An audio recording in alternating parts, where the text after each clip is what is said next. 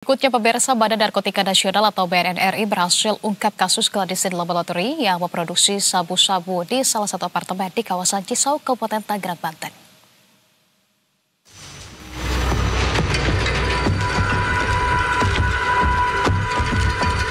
Badan Narkotika Nasional bersama Direktorat Jenderal Bea dan Cukai berhasil mengungkap kasus clandestine laboratori yang memproduksi narkotika golongan 1 jenis sabu di salah satu apartemen di kawasan Cisauk, Kabupaten Tangerang, Banten. Petugas mengamankan 2 orang pelaku yang salah satunya merupakan seorang residivis pada kasus serupa. Dari hasil penggeledahan, keuntungan dari hasil kejahatan kedua pelaku diperkirakan mencapai sekitar 1 miliar rupiah selama 6 bulan terakhir.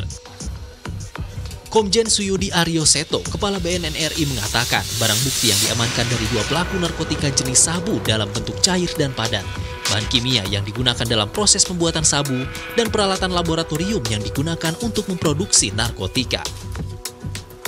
Barang bukti yang diamankan, narkotika jenis sabu dalam bentuk cair dan padat, kemudian beragam bahan-bahan kimia yang digunakan untuk proses pembuatan sabu tersebut, kemudian peralatan laboratorium yang digunakan untuk memproduksi narkotika. Pemasaran yang dilakukan oleh kelompok ini dengan menggunakan sarana handphone, orang-orang yang selama ini menjadi jaringan kelompok ini, kemudian mereka janjian di satu tempat, barang ditaruh, mereka mengawasi dari jauh, kemudian oleh si pembeli dibawa. Tapi ada juga yang langsung diserahkan. Para pelaku dijerat dengan Undang-Undang Nomor 35 Tahun 2009 tentang narkotika dengan ancaman pidana penjara minimal 5 tahun dan maksimal hukuman mati. BNN RI mengimbau kepada seluruh lapisan masyarakat agar selalu waspada serta turut aktif dalam menjaga dan melakukan pengawasan di lingkungan, salah satunya terkait penyalahgunaan dan peredaran gelap narkotika.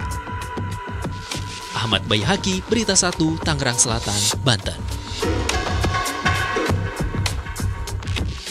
Dan pemirsa, untuk mengetahui lebih jauh terkait dengan penggerebekan pabrik sabu di Cisauk, sudah ada jurnalis Berita 1 Iksan Ali dan Ade Suherman. Selamat sore, Iksan. Iksan, untuk saat ini sebetulnya seperti apa suasana maupun juga kondisi di lokasi Anda melaporkan saat ini yang dinyatakan ini merupakan salah satu pabrik sabu begitu yang digerebek oleh pihak kepolisian?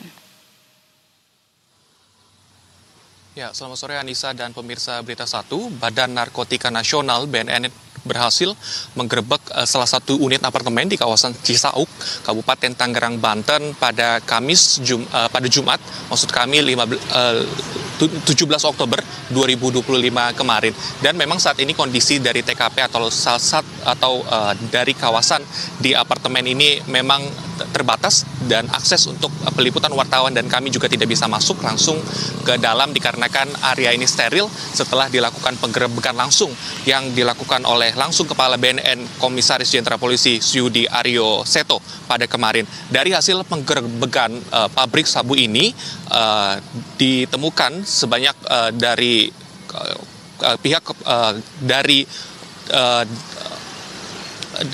hasil kerjasama antara BNN maupun dari Direktorat Jenderal Bea Cukai, Kementerian Keuangan, ada 2 pelaku yang berhasil ditangkap, yakni dengan inisial IM maupun DF, yang mana salah satu pelaku merupakan residivis dari kasus narkoba yang serupa. Dan dari 2 pelaku ini, BNN juga menggali bagaimana peran pelaku dalam memproduksi sabu yang telah berjalan selama 6 bulan kebelakang di sebuah apartemen di kawasan Cisauk, Kabupaten Tangerang, Banten. IM ini bertugas untuk meracik sabu, sementara dari DF ini bertugas untuk memasarkan sabu secara online. Dan tak main-main juga keduanya ini telah beroperasi selama 6 bulan dan dari keuntungan yang ditaksir dalam memproduksi dan juga menjual sabu sebanyak 1 miliar rupiah. Dan BNN juga mengamankan sejumlah barang bukti dalam penggerebekan yang dilakukan pada Jumat kemarin, yakni diantaranya sabu dalam bentuk cair maupun bentuk padat. Selain itu juga ada berbagai bahan kimia yang mana dibeli maupun diproduksi oleh pelaku dalam membuat sabu, dan juga peralatan laboratorium yang digunakan oleh kedua pelaku dalam memproduksi sabu selama 6 bulan kebelakang. Anissa. Ya, meskipun kita tahu begitu ya, Anda ini tidak bisa masuk ke kawasan tersebut karena memang sudah steril. Lantas kalau dari warga sekitar, apakah kemudian mencurigai adanya sebuah proses produksi sabu maupun jual beli sabu di sana, Iksan?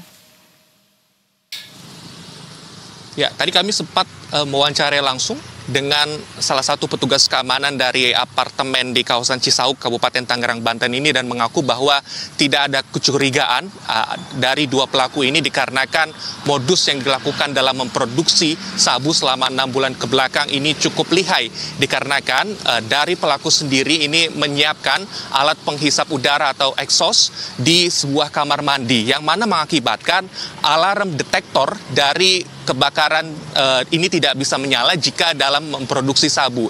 Ini yang membuat pihak dari pengelola apartemen maupun dari petugas keamanan yang setiap hari berjaga menyisir selama 6 bulan ke belakang tidak menimbulkan kecurigaan dikarenakan pelaku begitu lihai untuk memproduksi sabu.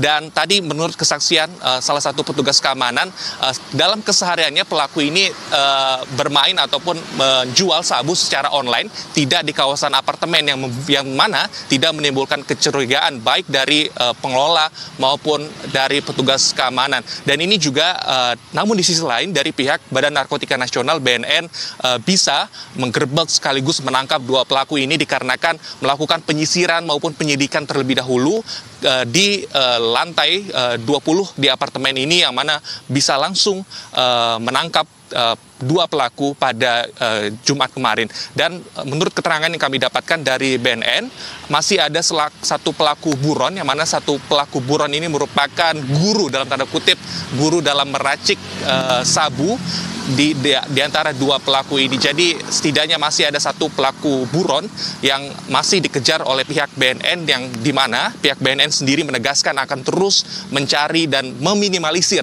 agar peredaran sabu maupun narkotika jenis lainnya tidak bisa lagi di kawasan Kabupaten Tangerang dan sekitarnya, dan menegaskan bahwa satu pelaku ini akan bisa ditangkap dalam waktu dekat ini. Anissa. Oke, baik. Ihsan Ali dan juga juru kamera Adi Suherman, kalau begitu terima kasih banyak atas informasi yang Anda sampaikan. Selamat kembali bertugas.